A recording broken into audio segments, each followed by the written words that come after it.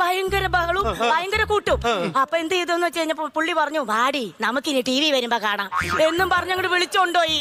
എന്താണെന്നുണ്ടെങ്കിൽ വേറെ സിനിമ കൊണ്ട് കാണിക്കാൻ പോകത്തത്? ഈ പേങ്ങന്റെ തലയ്ക്ക് ബുദ്ധി വേണ്ടേ? അല്ലെങ്കിൽ വേണ്ട പഞ്ചായത്ത് സ്റ്റേഡിയത്തിൽ സർക്കസ് നടക്കണം അതുകൊണ്ട് കാണിക്കാത്തത്? അല്ലെങ്കിൽ വേണ്ട മുനിസിപ്പാലിറ്റി ഗ്രൗണ്ടിൽ എക്സ്പോ നടക്കണം അതുകൊണ്ട് കാണിക്കാത്തത്?